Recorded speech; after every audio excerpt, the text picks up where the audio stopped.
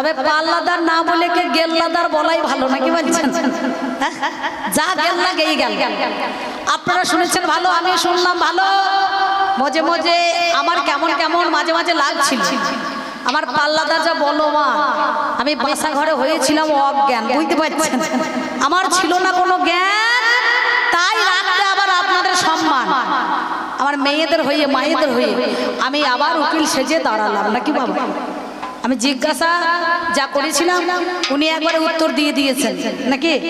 এক উত্তরে ছেড়িয়ে একবারে চলে গিয়েছেন, ভোগ রাগ করে ছেড়িয়েছেন নাকি গো? এখনো তো অনুষ্ঠান শেষ হয় নাই, উল্টো রথ আসু তবে তো একবার রঞ্জন দাসের বাউল দিয়ে শেষ হবে নাকি গো? না শুনতে পেলাম বাসা ঘরে গৌর এলো ঘরে, আমার নিতাই এলো ঘরে, এর সঙ্গে কি সম্বন্ধ ধরে? তো কবি গান না করে ভোগরা করতে খুব ভালো ব্যস্ত থাকবে নাকি? সে প্রশ্ন তো আমি করি না। নিতাই আসছে না গৌরা আসছে না কে আসছে আমার জানা দরকার নাই।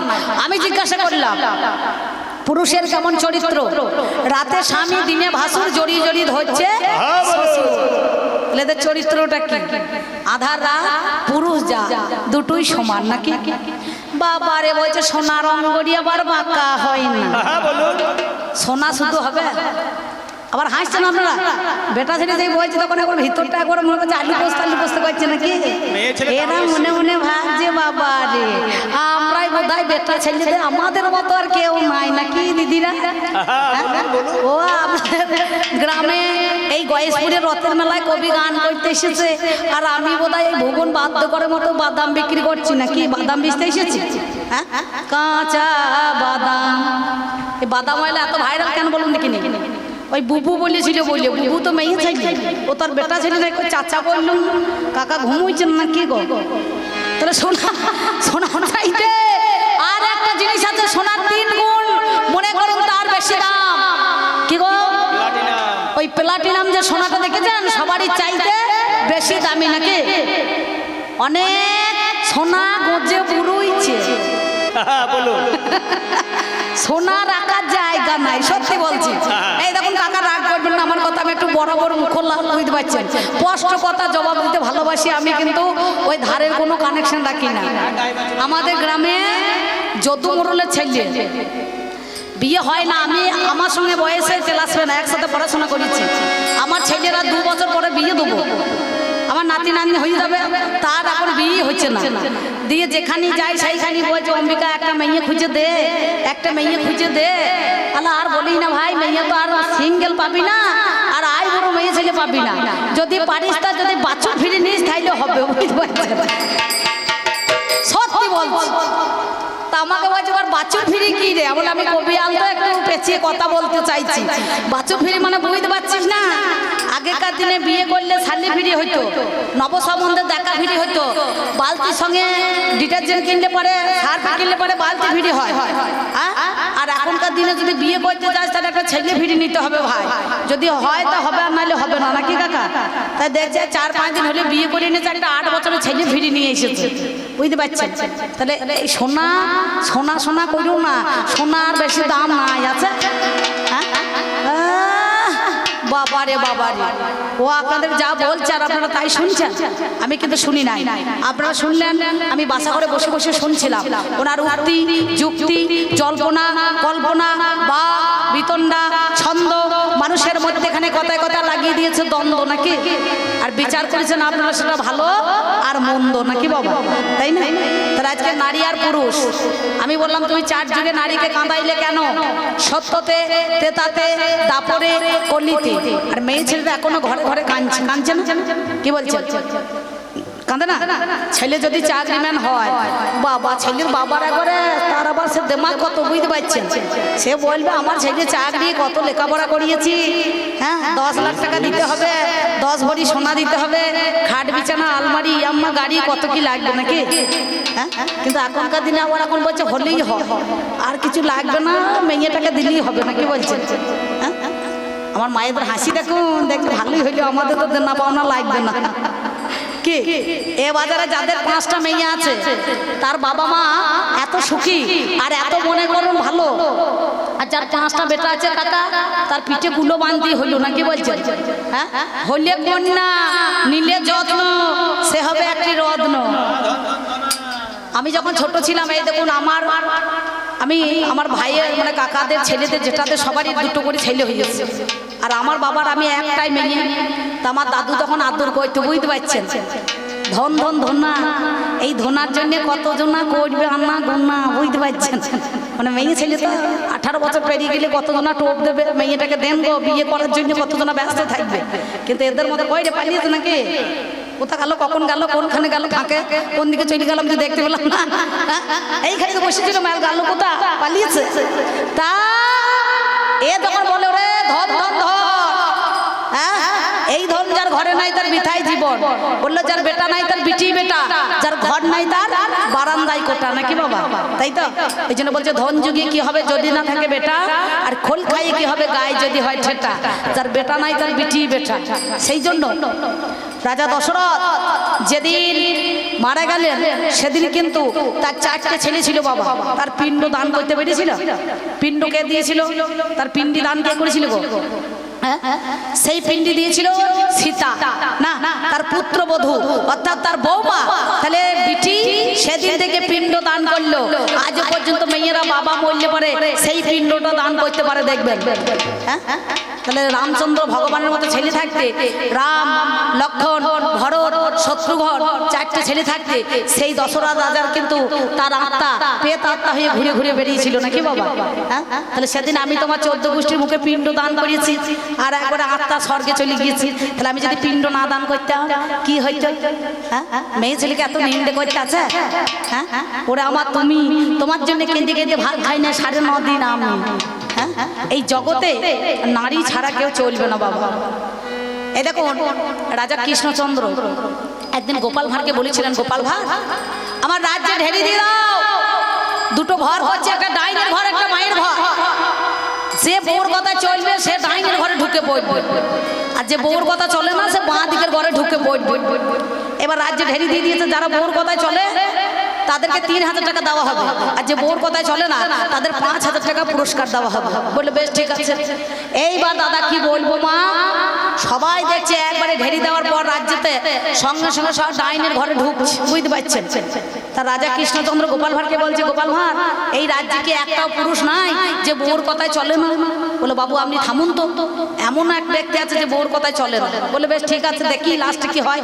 তা সবাই তখন ডান দিকের ঘরে ঢুকে পড়ছে, আর একটা শুকনো লঙ্কার মতো মাল ছিপছিপে বেটা ছিল, সে পাতলা গাইয়ে, বুঝতে পারছেন, সে একটা লাঠি নিয়ে ঠুকুস ঠুকুস করি সে মাল তখন ওই বাঁ দিকের ঘরে ঢুকে পড়িয়েছে। তা গোপাল ভাঁড়কে বলছে, রাজা দেখো এমন একটা পুরুষ আছে, এই সত্যিকারে পুরুষ যে বউর কথা চলে না, সে বাঁ দিকের ঘরে ঢুকে গেল। বললে বেশ ঠিক আছে। এইবার সব হয়ে গেল। তারপরে এবার যখন টাকাটা দেবে তাকে তখন জিজ্ঞাসা করছে যে সবাই তো ডান দিকের ঘরে ঢুকে পড়লো, কিন্তু তুমি বাবা বাঁ দিকের ঘরে ঢুকলে কেন? বলছে রাজা মশাই ভয়ে বলবো না নির্ভয়ে বলবো? বলছে তুমি নির্ভয়ে বলো।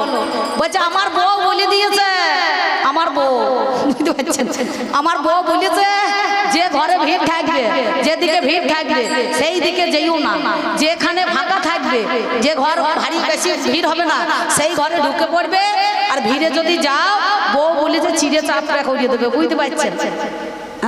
তাহলে বউর কথায় চলে না এমন কোন ব্যক্তি আছেন? হাত তুলুন তো, যে আমরা মেয়ে ছেলে কথা চলি না, বলুন তো দেখি কাকা, তুলুন দেখি, তুলুন। এ আমার মালটাই পাচ্ছে না, তা আপনারা কি করবেন? বুঝতে পারছেন, এই তো বউর কথা শুনে বেশিরভাগ চলে। তাহলে একে কি বলবো বলুন দেখিনি? তাই আমি বলবো না, চূড়ান্ত সময় বয়ে যায়, আছেন যত শুধু জন, সকলের কাছে আবেদন বাজা আমার ঢুলি, আমি আপনাদের মাঝে এবার 2-4টে কথা কিছু বলবো, নাকি বাবা? আমার কথা রাগ করবেন না। দাঁড়িয়ে না দাঁড়িয়ে না না, দাঁড়িয়ে না দাঁড়িয়ে না না, দাঁড়িয়ে না না, দাঁড়িয়ে না না না না না না, দাঁড়িয়ে না না,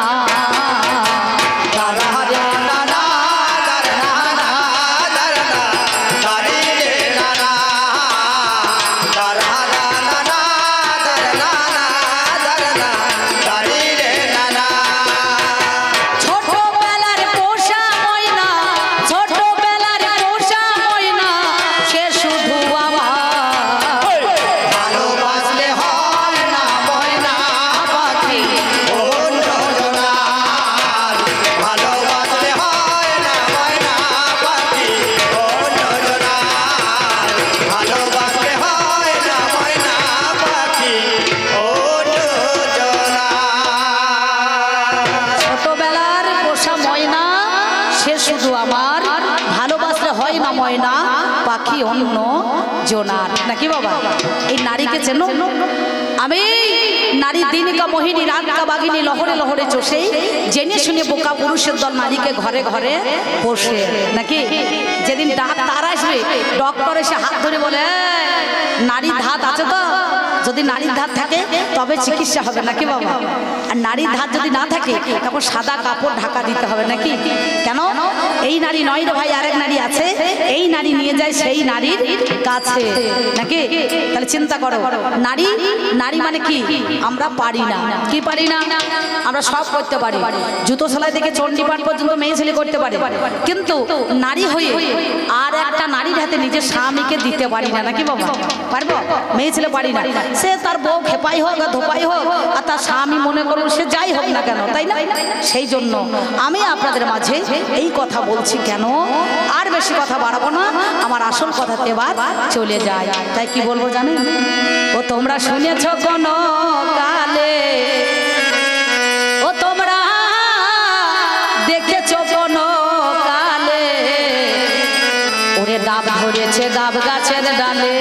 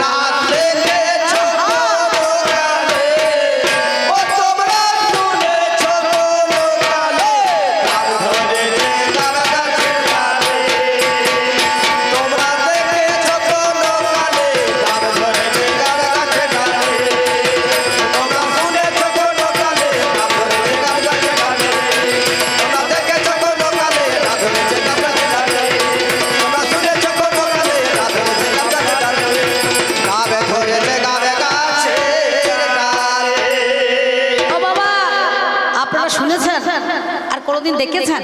কোনোদিন দেখেননি? শুনেছেন কোনো কালে, দেখেছেন কোনো কালে ডাব ধরেছে গাব গাছের ডালে। নাকি বাবা? ডাব গাছে গাব ধরে আর গাব গাছে ডাব ধরে? ধরবে? আর আম গাছে জাম ধরে না, জাম গাছে লিচু ধরে না, ধরবে? বলে বৃক্ষ তোমার পরিচয়টা কি? না ফলে। নাকি বাবা? তাহলে ফল দেখে চেনা যায় সেই বৃক্ষ কেমন হবে। ফল দেখবেন অনেক সময় গাছ দেখবেন তিতো থাকে, কিন্তু তার ফল মিষ্ট হয়, হয় না? কোন ফল? নিম গাছ দেখেছেন? নিম তার গোড়া পর্যন্ত তিতো, পাতা তিতো, কিন্তু ফল যখন পাকে তখন মিষ্টি হয়, হয় না? এই নিম ফল খেয়ে দেখেছেন কেউ? এই নিম ফলটা দেখবেন অনেকটা মিষ্ট হয়। তাহলে সেই জন্য বলছি, শুনেছেন কোনো কালে, দেখেছেন কোনো কালে ডাব ধরেছে গাব গাছের ডালে, ওই একটা এড়ে গরু বেড়া ভেঙে, ওই একটা এড়ে গরু বেড়া ভেঙে, ওরে উঠেছে কি মগ ডালে,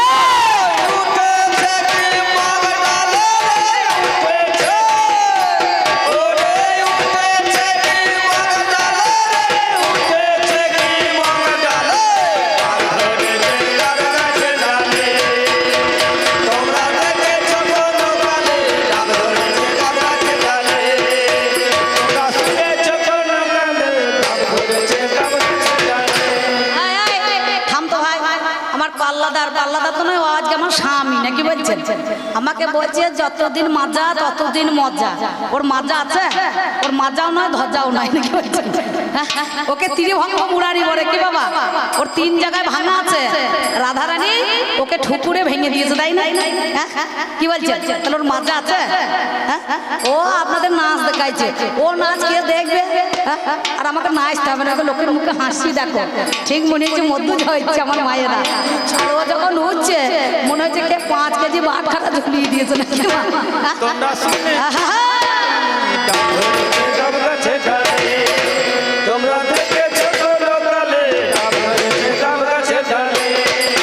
তোমরা যেটা মশাই দেখছেন গোটা বডিটা স্টিল হয়ে দাঁড়িয়ে আছে তো, আর যেখানটা নড়াইছে সেইটাই নড়ছে তো, লক্ষ্য করবেন। এই নাচ কাকে বলে দেখো।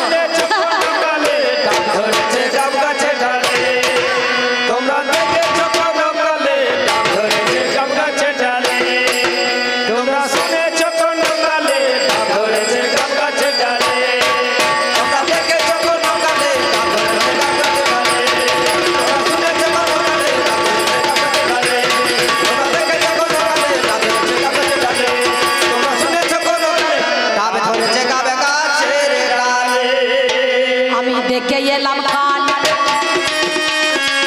ইঁদুরে মেরেছে বিড়াল মনের সুখে গান ধরেছে বনের এক শিয়াল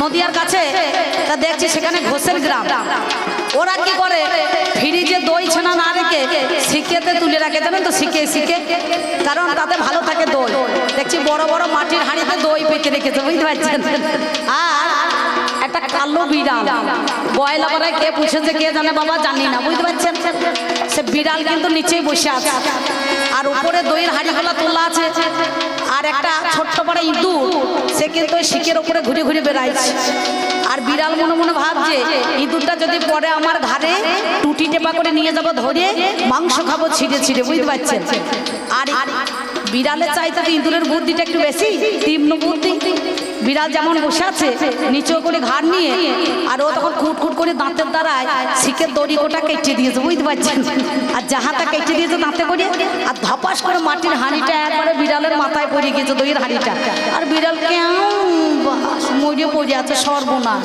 আমি মনে মনে ভাবছি বিড়ালে ইঁদুর মারে আর এখন কলিযুগে ইঁদুরে বিড়াল মারছে রে ভাই নাকি বলছেন হ্যাঁ তা ভারী মজার ব্যাপারটা হচ্ছে না বলুন দেখিনি সেই জন্য মহাজন বলছেন আমি দেখে এলাম কাল ইঁদুরে মেরেছে বিড়াল মনের সুখে গান ধরেছে বনের এক শিয়াল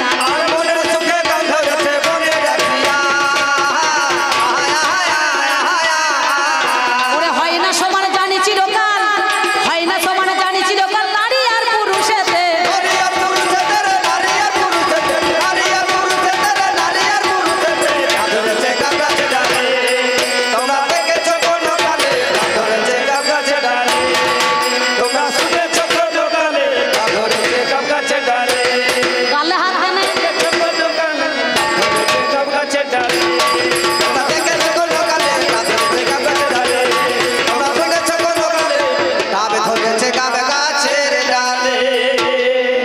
ধারি ছাগলে নৌকা খাই কি গিলে 14 গোলা ধান খেয়েছে দেখলো রাখালে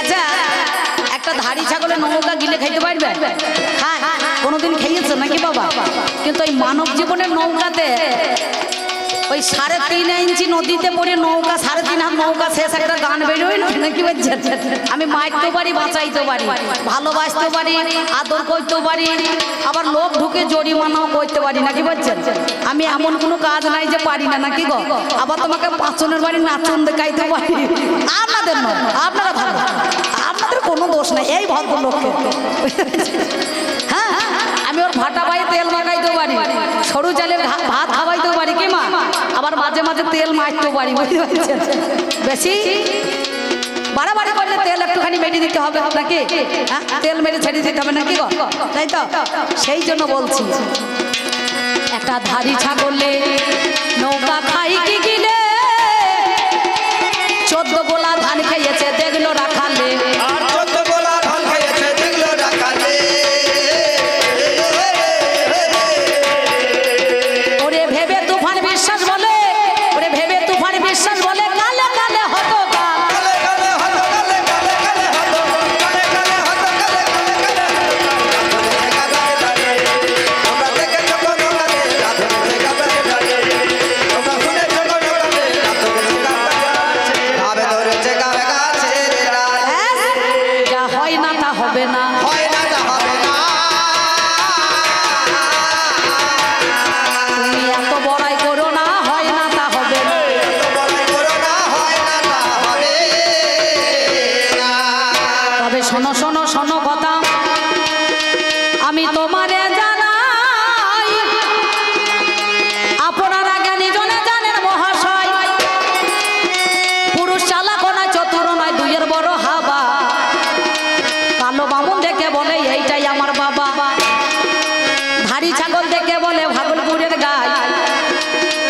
শ্বশুর মশাই দেখে বলে এইটা ভাই না ভাই, চিনি দেখে বলে এটা কোন দেশের বালি, শাশুড়িকে দেখে বলে এইটাই আমার শালি, জিলিপিকে দেখে বলে গরুর গাড়ি চাকা, পাঁপড় ভাজা দেখে বলে হাওয়া খাবার পাকা, মনুমেন্টকে দেখে বলে তামাক খাবার নল, উড়োজাহাজকে দেখে বলে ইঁদুর মারা কল, পায়খানাকে দেখে বলে হরি ঠাকুরের বাড়ি, আর এর মতো স্বামীকে মনে হচ্ছে একবার গলা জড়িয়ে ধরি, এর ধন্য জবাবের নাই রে অভাব,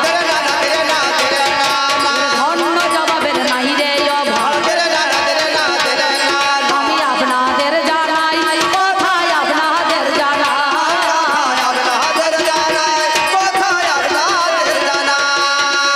তবে শোনো শোনো শোনো কথা, এবার তোমায় বলে যাই, পুরুষ যতবার বিপদে পড়েছে বাবা মিথ্যা বলি নাই, নারী ততবার বাঁচিয়েছে, শোনো দি আমার, আমি কোন খানেতে বাঁচাইলাম তোমায়, এবার জানাই নিবেদন, কোন দিন আপনারা জানেন কোন দিন বাঁচিয়েছি বাবা, যেদিন দেবতাই অসুর মিলে আমার লড়াই লেগে গেল, আমার দেবতাদের স্বর্গ ছাড়া করিয়েছিল, ছিল না সেই সময়ে তোমার বলে কোথায় ছিল জানি, ওরে আমার পাল্লাদারে শুনে চলো তুমি, 10টা হাতে অস্ত্র দিয়ে দিল হায়, 10 প্রহরণধারিণী নাম নিয়ে বাবা নেয়, দুর্গতি নাশিনী দুর্গা কি কর্ম করিল, আমার অসুরকে সেদিন দেখো বধ করিয়েছিল, করে না বলছে না, মা যখন দেখবেন চণ্ডী পূজা করে ওম হ্রিং হ্রিং চামুন্ডা, কৃপা করে তুমি গ্রহণ করো,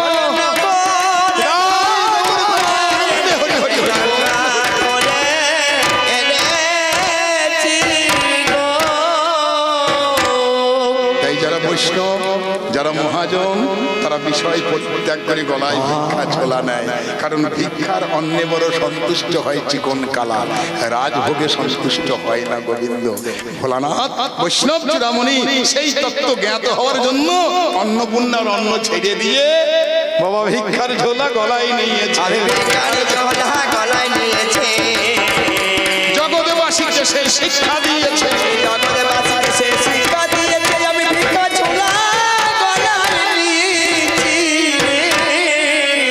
আপনাদের পাশে কুলির পাশে কাঁদি নাকি, ছেঁড়া কেতায় যে নিলামে বৃন্দাবন কিনেছিলেন, বাবারে বিখ্যাত নাম আছে এখনো, আজও তার নামটা স্বর্ণাক্ষরে লেখা আছে।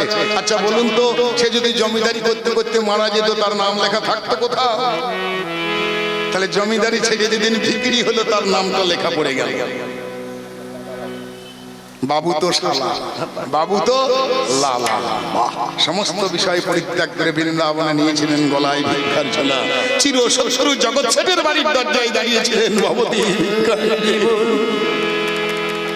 ধনরত্ন দিয়ে জগৎ শেঠ যখন ভিক্ষা দিতে গেল বললো না আমাকে মুষ্টি ভিক্ষা দাও, জগৎ শেঠ লালাকে দেখে বললো লালা তোমার একই দশা, একই দেখছি আমি, বললো না আমি বড় আনন্দ আছি, কৃপা করে তুমি দুটো ভিক্ষা দাও।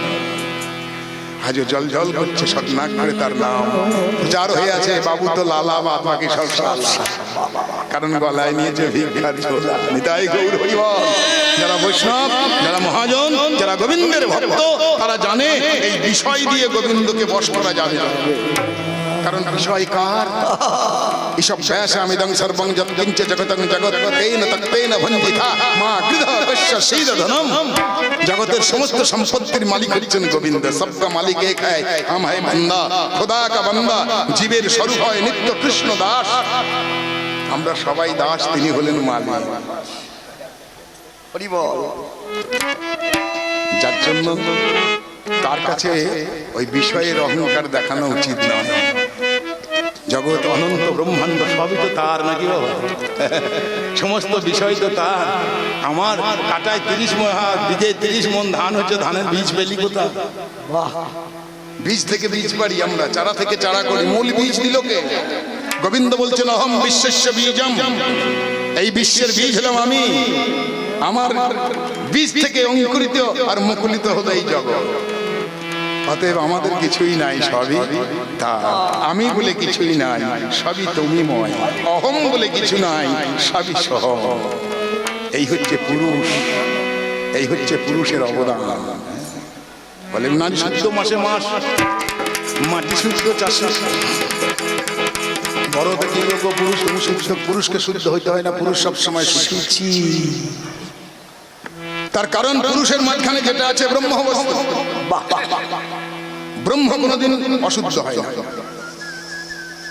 ব্রহ্ম বস্তু কোনোদিন অশুদ্ধ হয় না। পুরুষের পৌরসত্ব, যে বস্তু থাকলে আমি বাবা হতে পারি, যে ধন আমার ঘরে থাকলে আমি পিতা হতে পারি, সেই ধন কি পিতৃসত্তা, ব্রহ্ম বস্তু ধন, বীর্য। এ বস্তু কোনোদিন অশুদ্ধ হয় না। আর নারী তুমি যেটা বলছো মাসে মাসে আমরা শুদ্ধ হই, তোমার হিসাবে একটু ভুল হয়েছে। নারী মাসে মাসে শুদ্ধ হয় না অশুদ্ধ হয়? বলতে হয়, বলে দেয় আর কি, শুনে শুনে বলে তো। 12 বছর পর কুম্ভের মেলা হয় নাকি? 12 বছর পর কুম্ভের যোগ আসে, ভিতরের কথা বাবা। আর যোগ আসে প্রতি মাসে মাসে। 11 বছর 11 মাস 27 দিন পরে মা আসে মায়ের ঘরে। 11 বছর 11 মাস 27 দিন পরে মা আসে মায়ের ঘরে। নারী আর কুমারী থাকে না, নারী হয় ঋতুমতী, নারী হয় শ্রীমতী। 12 বছর পর কুম্ভের যোগ আসে, আর যোগ আসে প্রতি মাসে মাসে। মাইয়া গঙ্গা যমুনা সরস্বতী, একদিনই সাদা, একদিনই কালা, একদিনে লালমতি। কোন রতিতে করিলে স্নান জীবের হয় গৌরাঙ্গ মূরতি। মাইয়া গঙ্গা যমুনা সরস্বতী। মাসে মাসে জোয়ার আসে। তা যেদিন জোয়ার আসে 3 দিনের জোয়ার, সেই 3 দিনে নারী শুদ্ধ হয় না অশুদ্ধ হয়? আমার পাল্লাদার বলে গেলেন, আপনারা শুনলেন। আচ্ছা মায়েরা বলুন তো, যেদিন আপনাদের দেহে ওই 3 দিনের জোয়ার আসে, আপনারা সন্ধ্যা দিতে যান? কোন ঠাকুরতলায় যান? কোন দেবতা স্থানে উঠবেন? তাহলে সেই 3 দিন শুদ্ধ না অশুদ্ধ? ও যে বলি গেল মাসে মাসে শুদ্ধ হই। ওরে কার কাছে কি কইছে কথা, কার কাছে কি কইছে কথা, ওরে হিসাবের নাই কলমে খাতা, কার কাছে কি কইছে কথা। ওই মাসে 3 দিনে শুদ্ধ হয় না, 3 দিনে অশুদ্ধ? শুদ্ধ হয়। শোনো, পুরুষ হচ্ছে বীজ, নারী হচ্ছে ক্ষেত্র। ক্ষেত্রের বতরের প্রয়োজন আছে। জমিকে উর্বর না করলে সেখানে বীজ ফেললে গাছ হবে না, হবে না। তাই জমি উর্বর করে সেখানে বীজ দান করলে সেখান থেকে গাছ হবে, সেখান থেকে ফল পাওয়া যাবে। তাই মাটির চাষের দরকার আছে, মাটিকে উর্বর করার দরকার আছে, মাটিকে বাদ করার দরকার আছে, বীজেরও সব দরকার নাই। আমি মানুষ দিয়ে বলতে আমার মুখে আটকাচ্ছে। কোন পশু আমরা যেগুলো দেখি, ছাগল, ভেড়া, গরু, মোষ, যে আমাদের ষাঁড় থাকে, সে সব সময় শুদ্ধই থাকে, সে সব সময় প্রস্তুত, সে সব সময় শুদ্ধ। আর যেখানে মাটি, যে মাটিতে ফসল হবে, তার সময় হইলে কাছে আসবে, বাবা সব সময়ে তো গাছ হবে না।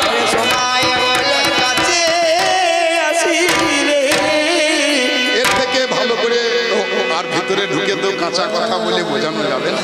তাই পুরুষের যেটা ব্রহ্ম, সেটা সব সময় শুদ্ধ। তাকে যদি সঠিক জমিতে বপন করা হয়, সুন্দর গাছ, সুন্দর ফল সেখান থেকে পাওয়া যাবে। তাই জমি বতর আসবে, জমিতে বতর করতে হবে, বীজের বতর করার দরকার না। তুমি বুঝে না, তুমি বুঝে না, তুমি বুঝে না, তুমি বুঝে না।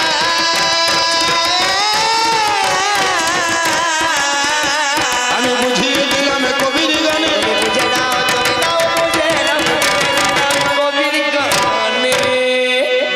জগতের মাঝখানে যা কিছু অবদান সবই পুরুষের অবদান। অনেকক্ষণ হয়ে গেল আমার গান, আর বেশিক্ষণ গাইব না গান, কারণ কলিযুগের সমাধান আমার প্রতিপক্ষের জন্য মন করছে সব আনচা। বলে যাবে কতক্ষণ? মরণ নাই, বিও বক বক বক বক করে বকছে। সে আসবে খানিক, নাচবে খানিক, গাইবে, তবে তো একটু ভালো লাগবে। কত আশা করে মোটা টাকা দিয়ে বায়না করে নিয়েছে। নেতান্ত কবি গান বলে এখনো টিকে আছে। বাউল ফাউল হলে কখন আমাকে মারতো ঢেলা।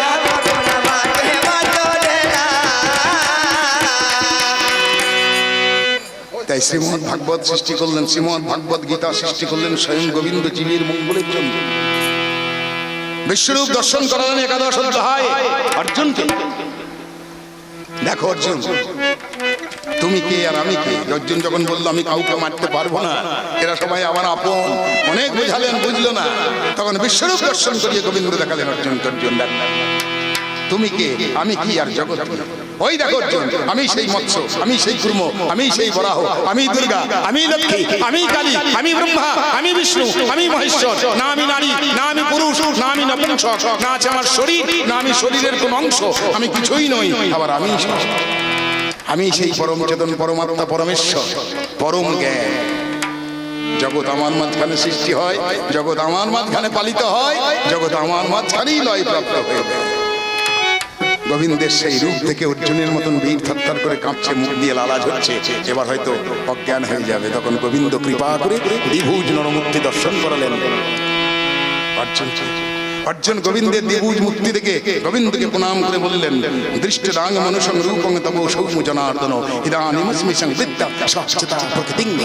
হে গোবিন্দ, তোমার শান্ত সৌম্য দ্বিভুজ মুক্তি দর্শন করে আমি প্রকৃতিস্থ হলাম। গোবিন্দ বললেন, গোবিন্দ বলছেন অর্জুনকে, অর্জুন সুদূর দর্শন ইদং রূপং দৃষ্টবানসি জন্মম দেব্যাপি অবশ্য রূপস্য নিত্যং।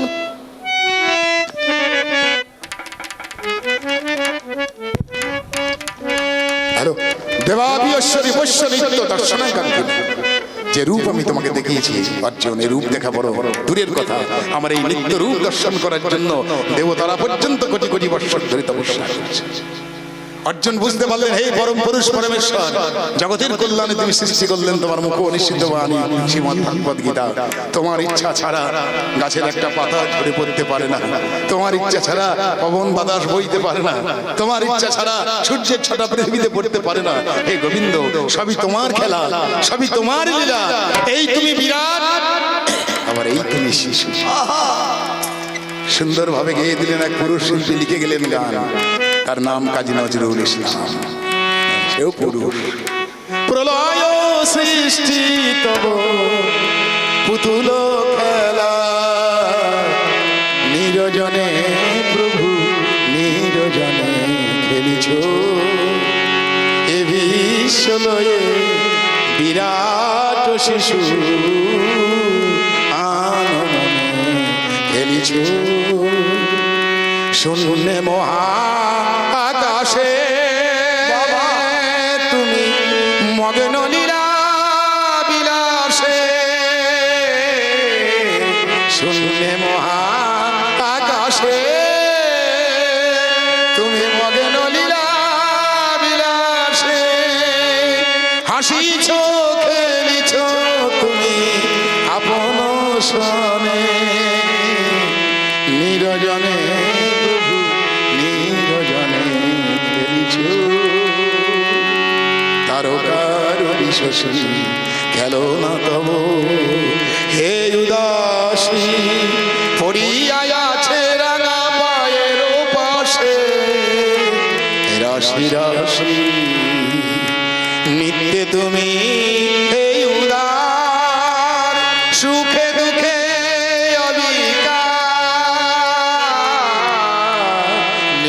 তুমি এই উদার, সুখে দুঃখে অবিকার। হাসিছ খেলিছ তুমি, ভাঙিছ গড়িছ তুমি ক্ষণে ক্ষণে। নিরজনে প্রভু নিরজনে খেলিছ। এই পুরুষের অবদান জগতে বাসিকে করেছেন এত কিছু দান। হে আমার গিন্নি, যদি হতে চাও মহান, তাহলে দেখাও এই সমাজের মঙ্গলের জন্য তুমি নারী হয়ে কি করেছো দান। নাকি শুধু ভাত মারার জন্য এসেছো, নাকি অন্নপূর্ণা ভান্ডারের জন্য আন্দোলন করতে শিখেছো? জগতের মঙ্গলের জন্য কি করেছো? বাবা, যে কোটা স্কুলে রান্না করতে যায় সে কোটা গরম কি গো, হাওয়াই চটি ধুলো যেন সামনের দিকে পড়ছে। খালি কোচা করে কাপড় পরছে। তারপরে দেখছি টিফিনের সময় বালতি করে ভাত ভরি নিয়ে বাইরে চলে যায়। আর বাজারে একবারে এসে এমন করে বেড়াইছে মনে হচ্ছে 60 থেকে 70 হাজার টাকার চাকরি করে, এমন তার স্বামী কিন্তু অ্যালাউই করে না। বুঝতে পারছেন, পাড়ার যে কাউকে সম্মান দেয় না। আরে ওই 2000-3000 টাকায় যদি এত দেমাক হয়, তা যে স্বামীটা 50-60-70 রোজগার করে তার কি হবে? গিন্নি একটু ভেবে চিন্তে কথা বলো। শোনো, তোমাকে মান দিয়ে রেখেছি, মান রাখার চেষ্টা করো। মাথার চরণে তোমার, মস্তকে তোমার চরণ ধারণ করেছে। সঙ্গে করলে খন্ডনাম মম শিরেশি মণ্ডলম। তবে বেশি লটাপটি করলে ছেড়ে ফেলে দেবো, ধপাস করে পড়ে তোর মাজা ভাঙিবে। আগে বেশি কথা নাই তো প্রয়োজন। আমার প্রতিপক্ষ পাল্লা দাঁড়ে কইবে আয়োজন, আমার প্রথম পাল্লায় অল্প অল্প, দ্বিতীয় পাল্লায় অল্প অল্প, বেশি ভালো নয় আমি ছেড়ে দিয়ে গেলাম। আমরা ভাবের অভিনয়, প্রতিপক্ষ পাল্লা দাঁড়ে আসলে আসলে হয় আপনাদের আগামের ভাব ধরে দেবে, এমনি করিয়ে দিয়ে জোড়া থেকে গিয়ে যাবো গান, সিদ্ধান্ত সময় জানা করিয়ে যাবো না।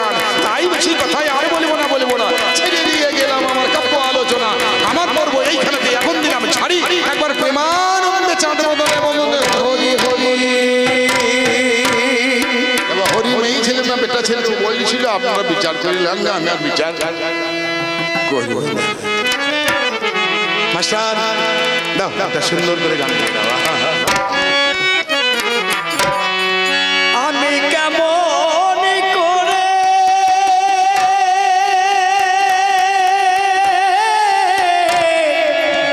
হ্যালো আপনার কই পত্র লিখি রে বন্ধু,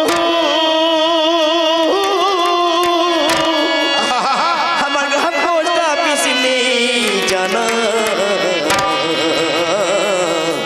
তুমি আমার ভুলে মুছিনা বন্ধু, তুমি আমার বলে মাঝে নাম। আমি কেমন করে